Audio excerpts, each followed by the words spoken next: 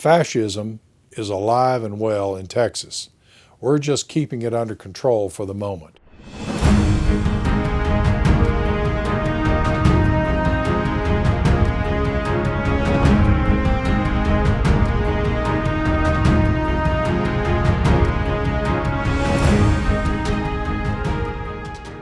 Welcome to Texas Progressive Time. My name is Neil Durrance. I'm not a Democrat or Republican. I'm a pragmatist. What does that mean? It means follow the Constitution, but most importantly, do what works best for our country. Bear that in mind for the next few minutes.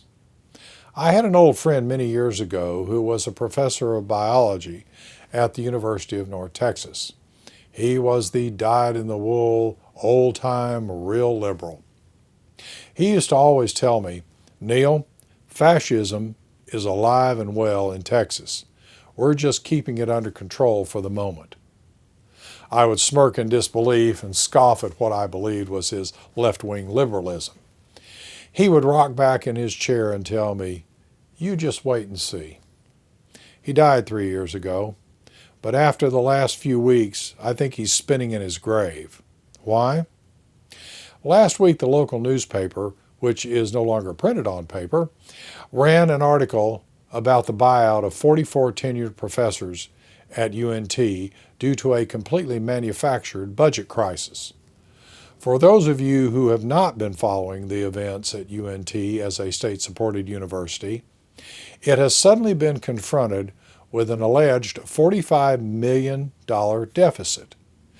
It is claimed that this budget deficit is due to a $32 million reduction from the state of Texas and a federal immigration policy that frightened foreign students attending UNT so badly over 8,000 have not returned, despite being here legally in our country with green cards and HB1 visas. Just like DOGE for the rest of the federal government, the university chose to remove the perceived leftist radicals in the faculty under the guise of cost-cutting to meet budgetary requirements. What remains of the depleted UNT faculty, the state went after with a buyout or early retirement assault on many, if not most, of the state-supported colleges and universities. But a more sinister and diabolical agenda is afoot in the public universities of Texas. It is a direct attack on democracy and our constitutional freedoms, and was revealed in the newspaper article. A professor who taught the class Race, Gender, and Media for over 22 years and was within striking distance of retirement took a buyout. Okay, no story here. She took early retirement. But her observations on leaving should make the blood run cold in any American who believes in democracy. She said, no student can write a paper on LGBTQ topics. The Senate Bill 2972 restricts where and when expressive activities can happen on a college campus. I mean, what is that? Universities are supposed to be places for thought and discourse and understanding. Well, no, they apparently aren't anymore. They are now indoctrination classes to be led by political hacks who follow only the ideology of the extreme right. When you start restricting free thought and discourse and controlling discourse by the state, it's called fascism, plain and simple.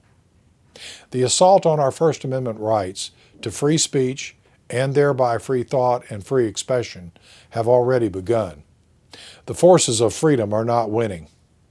It is common sense that what made our country a shining beacon of freedom to the rest of the world was our First Amendment rights to free expression and free thought and discourse without suppression by the government. It is time we turn away from the politicians and extremists who want to take us back to the dark ages of politically controlled freedom. It is time to move forward again into the light. More on how we can do this and do more than just talk about it later this week. I hope you agree with me that it is time to do more about the assault on our freedoms than just sit around wringing our hands. It is time to calm things down, think clearly about pragmatic solutions, and move our country forward out of the quagmire of fascist control.